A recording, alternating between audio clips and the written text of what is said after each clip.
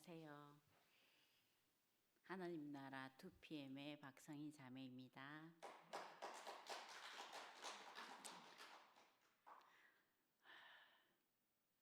떨립니다.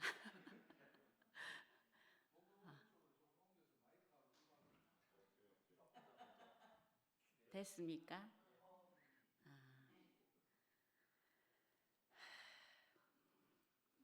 무슨 말을 어떻게 시작해야 될지, 어떻게 풀어가야 될지 너무 막막하더라고요. 그래서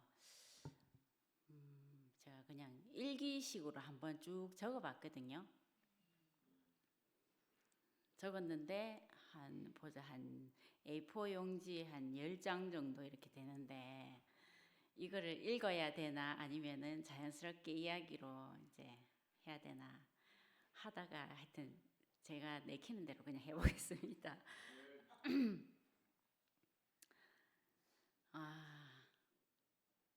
마음이 경건해지는 거예요. 처음에 딱 일기를 쓰려고 하니까. 이제 인생의 한 절반을 살았거든요. 100세 인생이라 치면. 그래서 지나온 제 인생을 한번 정리를 해본다 생각하고 한번 적어봤거든요. 나의 창세기, 나의 태초.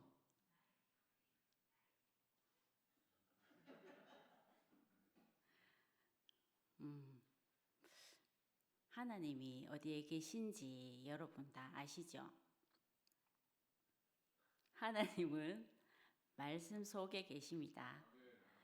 말씀이 곧 하나님이십니다. 말씀을 통해서 우리는 하나님을 만나죠.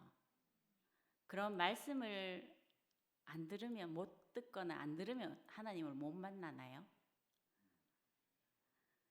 아니죠. 말씀이 육신이 된 사람을 만나고 그 사람의 삶을 통해서 또 하나님을 만날 수 있다고 생각합니다. 그러면 저는 하나님을 언제 만났는가? 말씀을 듣게 된 순간, 그때 처음으로 하나님을 만났습니다. 구체적으로 상도 오빠가 만난 하나님을 상도 오빠를 통해서 만나게 되었습니다. 그때가 저의 태초이며 저의 창세기의 시작이었습니다. 저는 어릴 적부터 부모님과 떨어져 살았어요. 교육열이 높은 부모님 때문에 초등학교 2학년 때부터 집이 영덕이었는데 영덕에서 대구로 유학을 왔어요. 너무 어린 나이에 엄마 아버지하고 또 언니 동생하고 다 떨어져서 할머니가 삼촌들 학교 바라지 한다고 대구에서 계셨는데 거기에 저하고 우리 오빠가 둘이서 전학을 온 거예요. 거기서 이제 할머니하고 삼촌하고 같이 살았거든요. 그래서 그 어린 나이에 저는 그래서 항상 엄마가 보고 싶고 엄마가 그립고 고향이 그립고 엄마 사랑이 고팠고 그런 아이로 자랐어요. 그래서 학창 시절에 제 꿈은 엄마하고 한번 원 없이 함께 살아보는 거, 그게 제 꿈이었어요.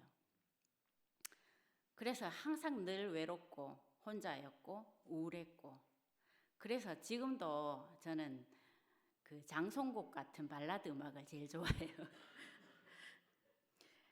그리고 이제 제가 고등학교 2학년쯤 됐을 때 아버지가 뇌출혈로 쓰러지게 되셨어요. 그래서 그때는 이제 우리 사남매가 다 전학을 와서 대구에서 자취를 하고 있었는데 아버지가 이제 편찮으시면서 엄마하고 아버지가 우리 자취방에 오셔가지고 같이 살게 됐어요. 그래서 이제 아버지가 편찮으신데도 저는 이제 엄마하고 같이 살게 되었다고 해서 너무 기뻤거든요. 근데 이제 가까이서 이제 아버지가 뇌출혈로 쓰러지시고 왼쪽 팔다리가 마비가 되고 뇌신경이 손상되니까 했던 말씀 또 하고 또 하고 또 하고 옆에 있는 사람은 진짜 못 살게 굴었거든요.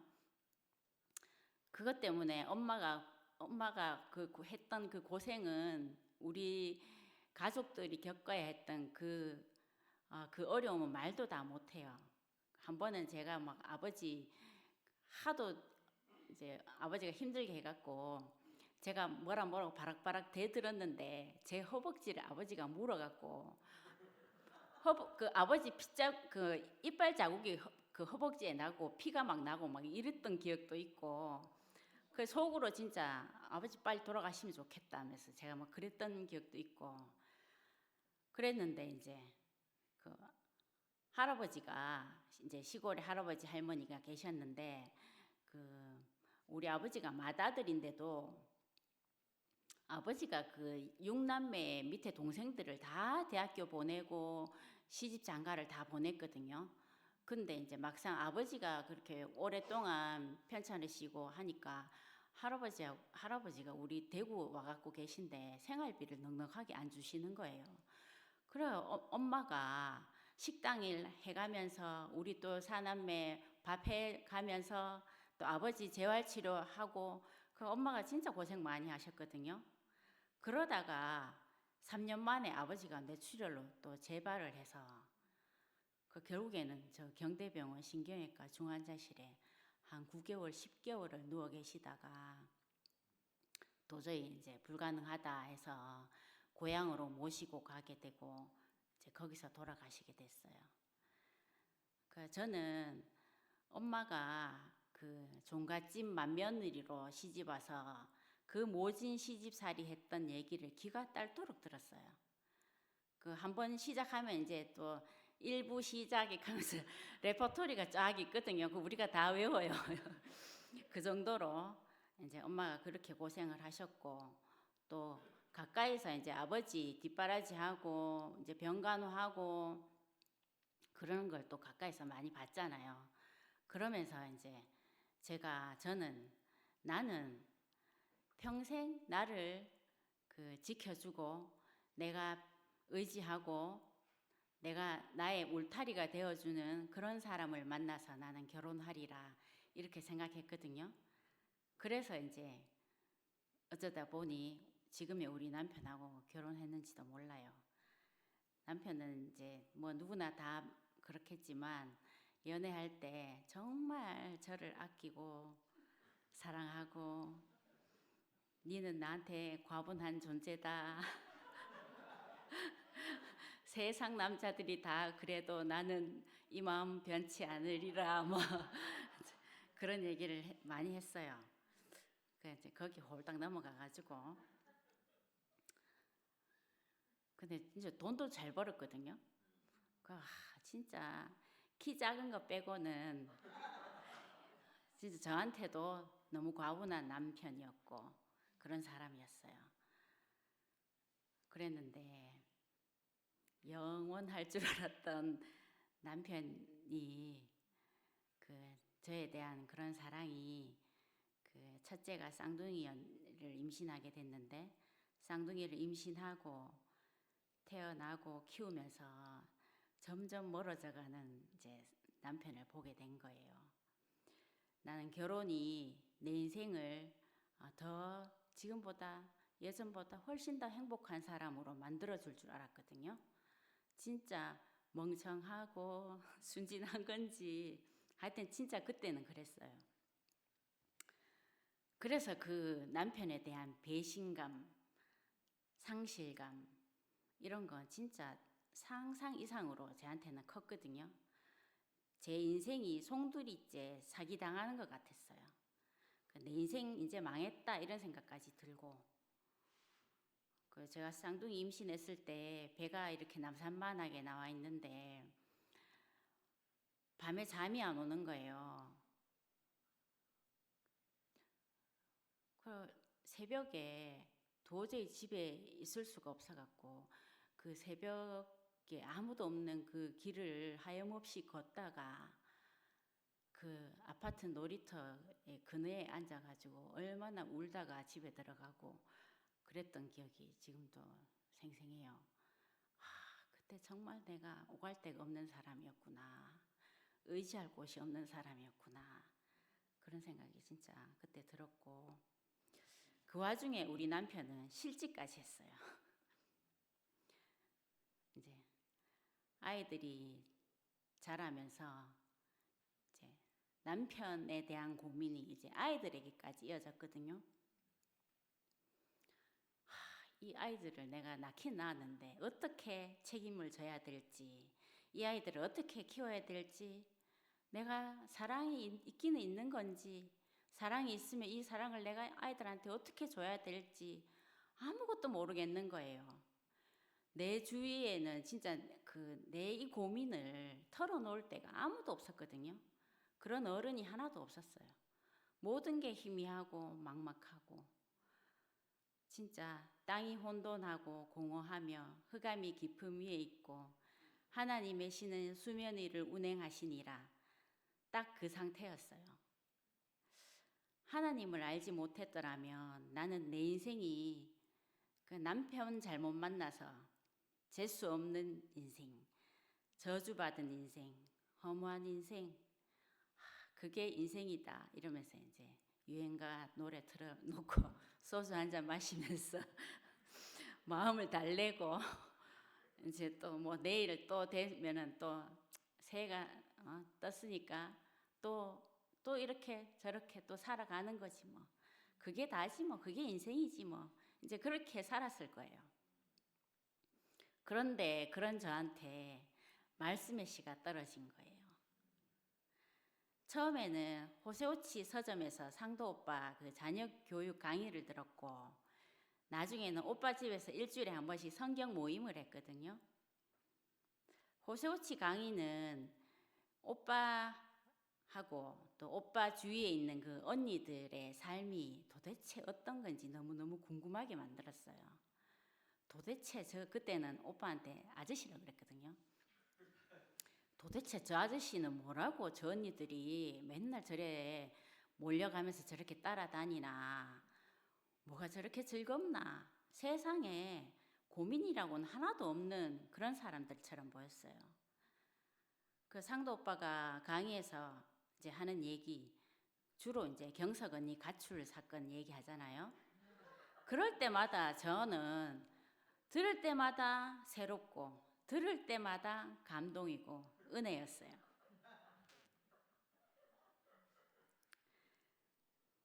예를 들자면 적성에도 안 맞는 보험회사에 취업해서 겨우 장가가게 된 이야기, 보험 납입금 받아가지고 노름하러 간 이야기, 또 뭐 수박 칵테일인가 복숭아 칵테일인가 만드는데 그 안에 밀키스 안 넣었다고 싸우기 시작해갖고 밤새도록 경석 언니 잠 안 재우고 결국에는 언니가 새벽에 가출한 이야기.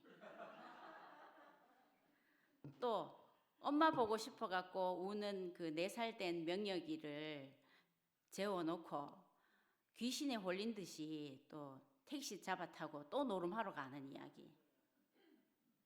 또 처갓집에 무릎 꿇고 빌다가 결국에는 또 내쳐지는 이야기. 상도 오빠의 하나님을 만나지 못해 일어난 그 모든 이야기가 저한테는 위로가 되었고, 내가 오빠 앞에서 무슨 말을 해도 상관없을 만큼 안심하게 해주었어요. 오빠는 지금도 여전히 저한테 그런 사람이에요. 목요 말씀하라고 전화가 왔는데 나는 못한다. 나 지금 상태 안 좋다. 내한테 그런 거 시키지 마라 그랬거든요. 그 오빠가 상태 좋은 사람이 어딨노? 시발. 나도 다 때려치우고 싶다. 어쩔 수 없이 하고 산다. 영 할 말 없으면 앉아가 울다가 그냥 내려오든지.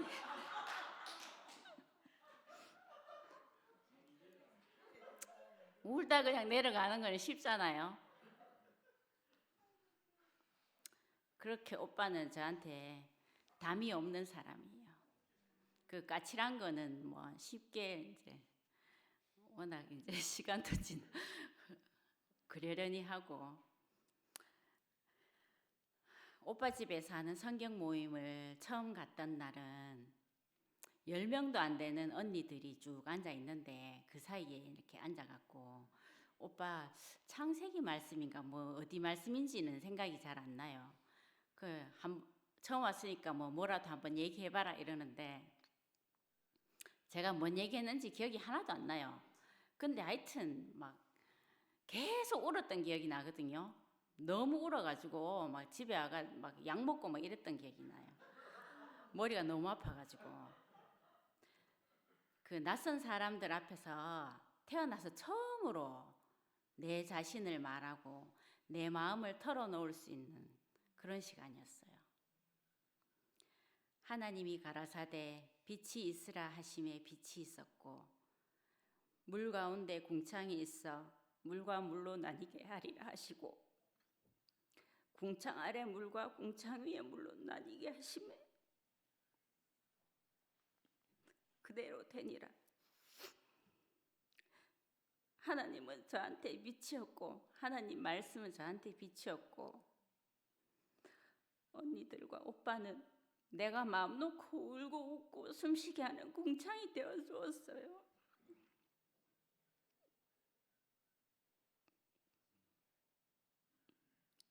내가 어쩌다가 태어나서 어찌하다 결혼을 하고 그냥 저냥 살다가 죽는 게 인생이겠거니 그렇게 생각할 수밖에 없는 게 그냥 내 삶이었는데 말씀을 듣고 교회를 만나고 저는 이유 있는 삶으로 바뀌었어요. 하나님이 가라사대 우리의 형상을 따라 우리의 모양대로 우리가 사람을 만들고 그로 바다의 고기와 공중의 새와 육축과 온 땅과 땅에 기는 모든 것을 다스리게 하자 하시고 이 말씀처럼 저는 저를 지으신 하나님이 저에게 목적을 두고 지으시고 그래서 부르셨구나 그걸 알게 되었어요. 이유가 저한테 있는 게 아니라 하나님한테 이유가 있고 하나님한테 목적이 있다는 거예요. 이열래 목사님이 비유를 많이 하셨는데 흙탕물에서 놀고 온 어린 아이의 그 옷을 벗기고 깨끗하게 씻기고 또 새 옷으로 갈아입히고 머리를 말리고 맛있는 저녁을 먹이고 그림책을 읽어주고 자장가를 불러주고 잠을 재우는 그 엄마를 상상해보면 그게 엄마의 사랑이고 아이에 대한 목적이 있기 때문에 그렇게 하는 거잖아요. 아이가 건강하게 사랑이 넘치는 사람으로 잘 자라게 하는 거 그게 엄마의 목적이잖아요.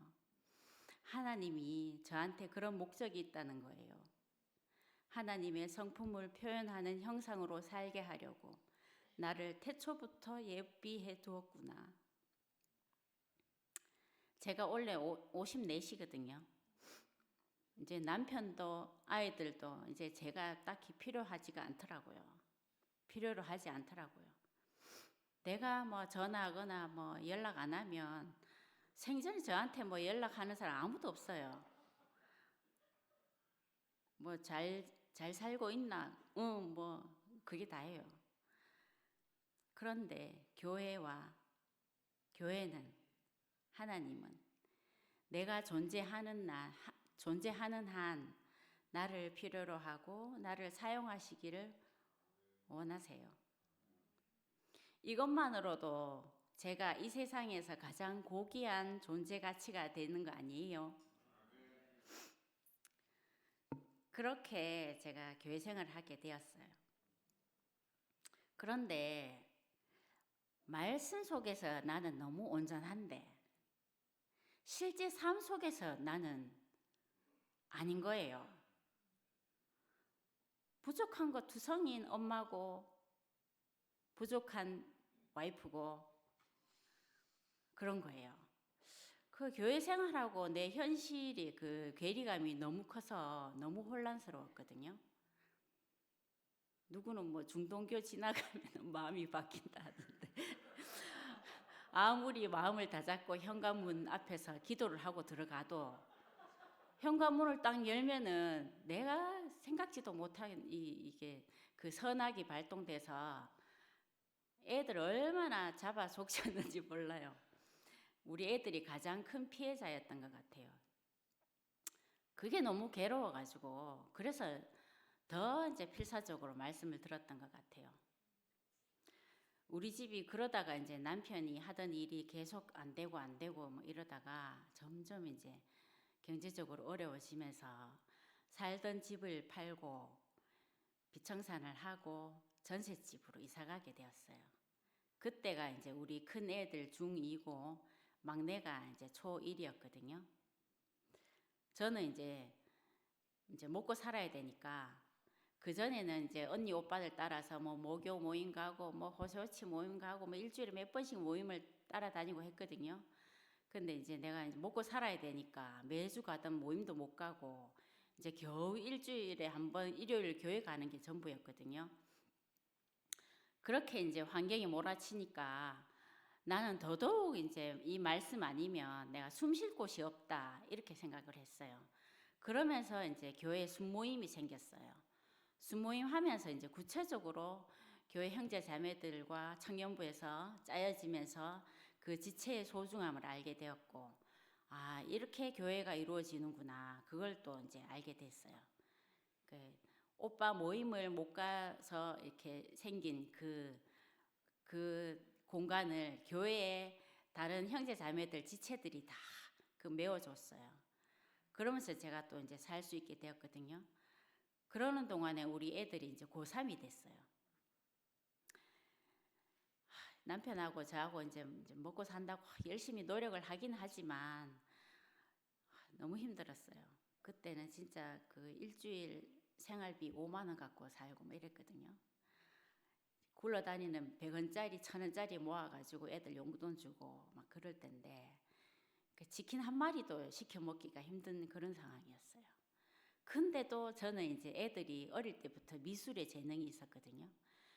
그 이제 이 아들 재능을 살려주겠다고 그 어려운 형편에도 미술 과외를 계속 시켰어요. 그 입시 이제 고3, 고2 때부터 이제 입시 미술도 이제 등록을 해갖고 보낸다고 보냈는데 애들이 중2 때 이제 전학을 왔잖아요. 그때부터 애들이 학교에 이제 친구들이나 뭐 이제 또 한참 사춘기고 이렇기 때문에 그때부터 학교 친구들 때문에 학교 가는 게 너무 힘들어했거든요. 그 사춘기가 정말 심하게 왔고 그러면서 막 한참 그 뭐 메이커 이런 거 이제 입고 싶어하고 이럴 때인데 그 애들 요구를 하나도 제가 들어주지를 못했어요. 그러다가 뭐 서무시장 큰 마음 먹고 서무시장 가갖고 짜가 뭐 아디다스 뭐 나이키 이런 옷 사주면 기똥차게 또 그걸 아는 거예요. 그래갖고 그거 애들한테 부끄럽다고 안 입고 가고 그때 아유 진짜 그것 때문에 또 애들하고 싸우기도 하고 엄마가 이게 뭐 어떻게 샀는 건지 아나 하고 뭐 하여튼 그랬는데 애들이 그렇게 학교도 안 가고 학원도 안 가고 안 가게 되는 날이 점점 이제 많아지는 거예요. 그러면서 이제 고3이 되어 2학기가 이렇게 되어 가는데 애들이 학교를 안 가고 하니까 급기야는 이제 학교 담임쌤이 뭐 대학이 문제가 아니고 출석 일수가 모자라서 이제 고등학교 졸업 못할 수도 있다고 그렇게 이제 전화가 오시는 거예요.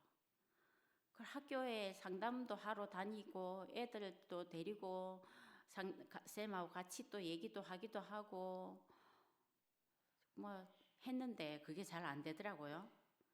막 어르고 달래고 뭐 어떨 땐 협박까지 해갖고 아침마다 애들 학교 문 앞까지 태워주고 교문 안에 들어가나 안 들어가나 확인하고 그리고 또 제가 집에 돌아오고 이랬거든요.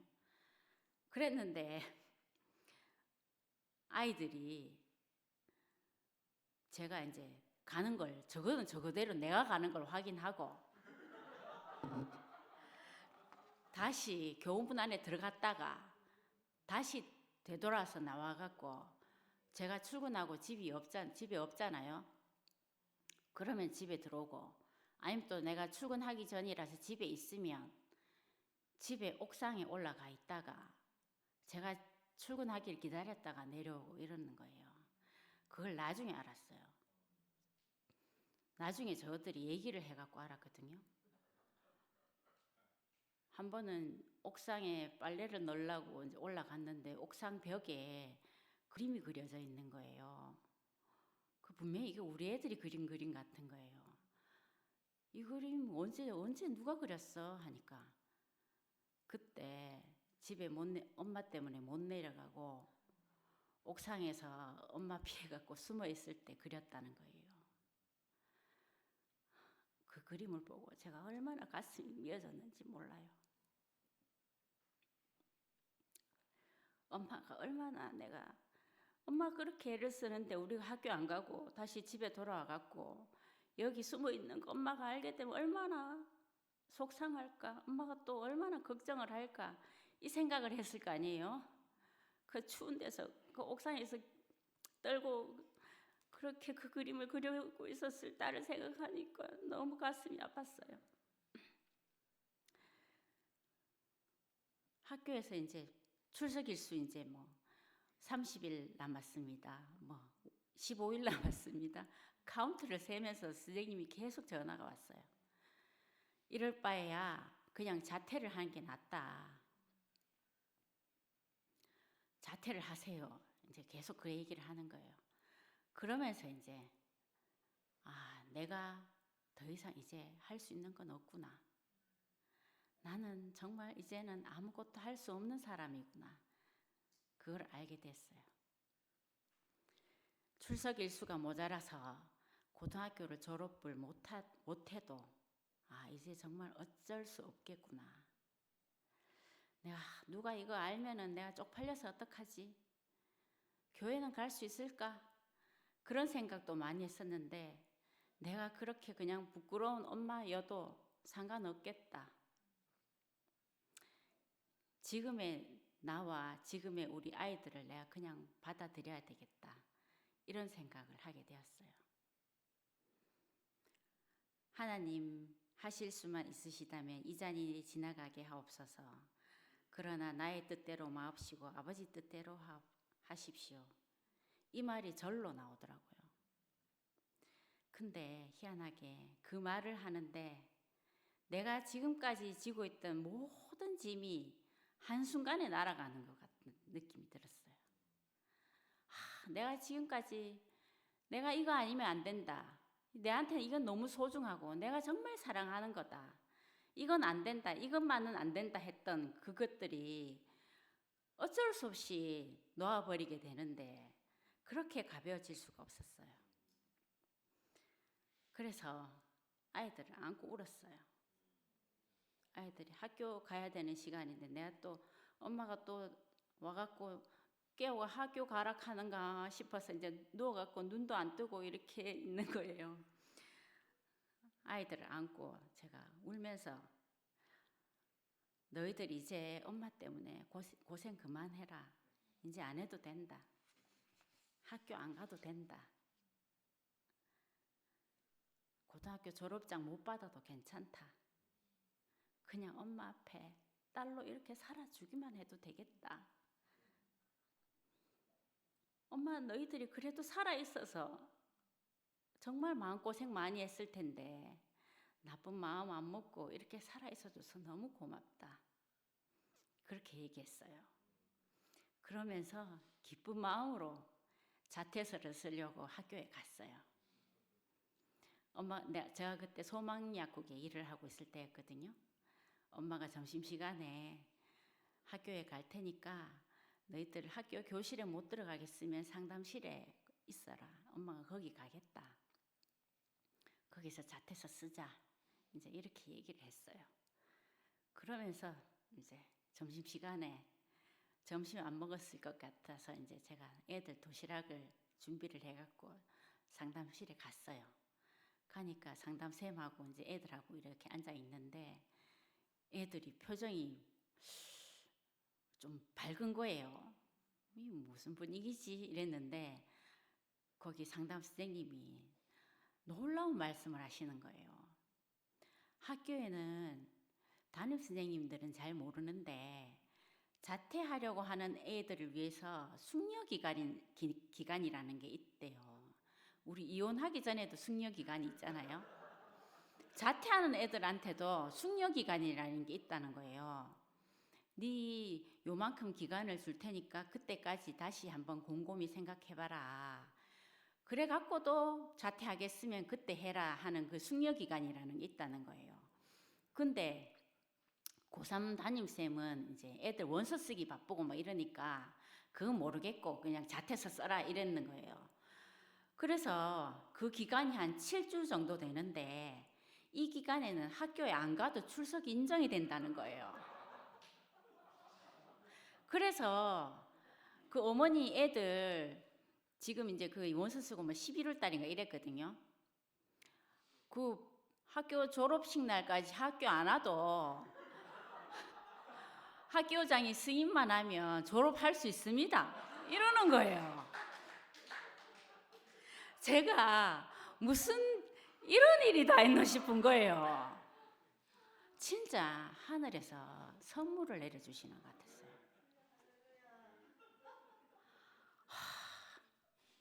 진짜 저는 아이들과 남편을 통해서 그 저한테 주어진 이 환경을 통해서 철저하게 제 인생의 자리를 알게 되었거든요. 와, 어떻게 내한테 하필이면 내한테 이런 시련이 있을까 그랬는데 내가 말씀을 듣고 알아차릴 가장 적합한 환경을 조성해 주신 것 같았어요. 하나님은 절대로 가기 싫은 자리까지 가게 하시고 결국에는 말씀에 굴복하게 하시고 결국에는 감사하게 하시는 분인 것 같아요. 그렇게 해서 저는 제 아이들은 무사히 졸업을 하게 됐어요. 졸업식 날 교회 언니하고 친구, 동생들이 다 함께 축하해 주러 왔어요. 서울대 합격했는 것보다 더 기뻤어요. 그래가지고 다 같이 그 뷔페 데리고 가갖고 진짜 잔치를 했거든요. 그렇게 저는 저대로 그 십자가를 경험한 것 같아요. 근데 그러고 보니까 교회에는 다들 각자의 그 십자가를 지고 그 높이 달린 노뱀으로 그렇게 서 있는 것 같았어요. 교회는 그런 공동체인 것 같았어요. 하나님은 저에게 생명이시고 위로자이십니다. 진짜 아무한테도 말할 수 없고 아무도 모르는 그 외로움, 혼자인 것 같을 때, 그 어두운 방 안에서 혼자 울고 있을 때 하나님은 조용히 말씀으로 찾아오셔서 내 눈물을 걷어가시고 다시 살 수 있는 힘을 주셨어요. 그렇게 교회 생활이 잘 흘러갔어요. 그러다가 이제 코로나가 터졌어요. 교회를 못 가게 됐어요. 그렇게 좋아하는 형제 자매들을 못 보고 순모임에도 못 가고 그 순모임에 앉아갖고 맨날 울면서 신세 한탄할 때도 있었고 또 감사해서 눈물로 간증할 때도 있었고 그 내가 살 수 있는 모든 원동력이 교회 안에 있었는데 교회를 못 가게 된 거예요. 이래갖고 어떻게 살겠노 막 이랬거든요. 그렇게 답답했는데 시간이 지나니까 일요일날 집에 있는 게 너무 좋은 거예요.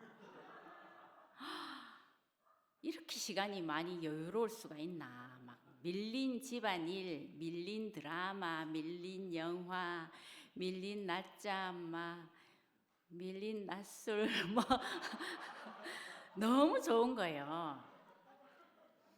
거기에 이제 또 이렇게 교회 안 가는 거에 또 익숙해져 갖고 교회 막 가려고 하면은 이거 뭐 무슨 핑계를 대서라도 이제 안 가고 싶은 마음이 또 막 올라오고, 그러다가 급기야는 교회가 시끄러워진 거예요.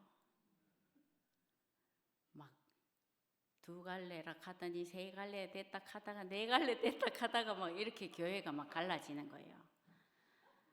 교회는 항상 이제 내가 마음만 먹으면 갈 수 있는 곳인 줄 알았거든요. 근데 뭐 내가 낮잠 자고 뭐 드라마 보고 뭐 이러는 사이에 교회가 산산조각이 난 거예요. 교회가 왜 이렇게 됐는지 막 저도 잘 이제 지금도 뭐 이렇게 거기서 얘기하는데 그 잘 모르겠어요. 근데 잘 모르는 얘기는 뭐 안 하는 게 낫잖아요. 아는 이야기 하는 게 하기도 바쁘잖아요. 제가 지금 통합병동에 3교대 근무를 하는데 뭐 나이트 근무하고 뭐 이틀 쉬고 출근해 가면은 막 어제 아래 막 제가 기저귀 갈아주고 했던 할머니 할아버지가 돌아가시고 없어요.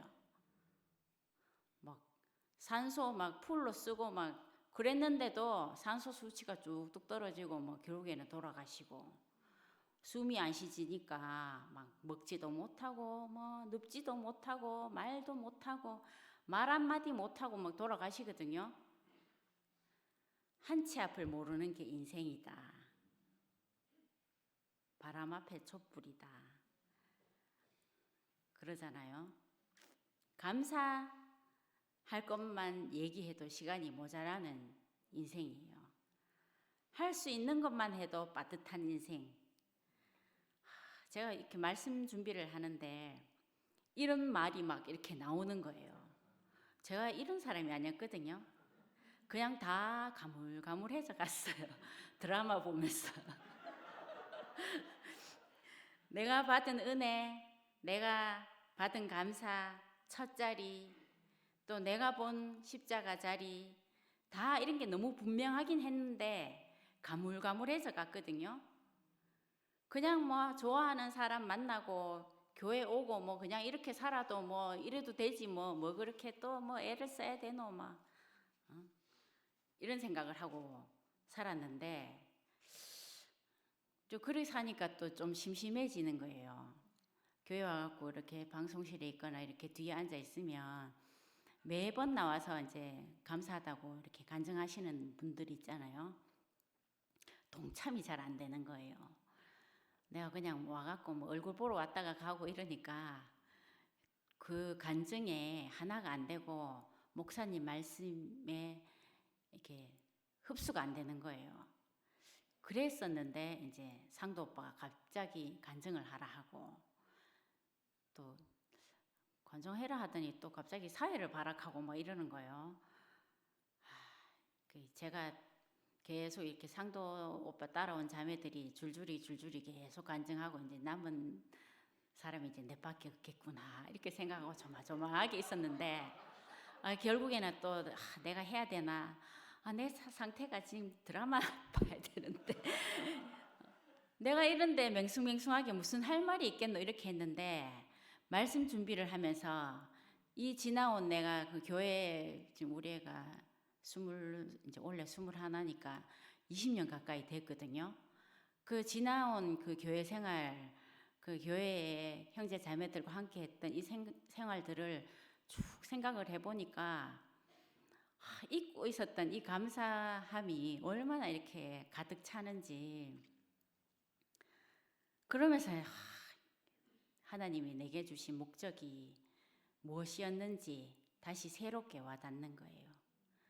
승목이가 항상 인생은 온전하고 완전하다, 지으신 이의 목적 안에서, 이 말씀처럼 참 이 말씀 안에서 온전히 안식하게 하는 주님을 찬양합니다. 끝이에요.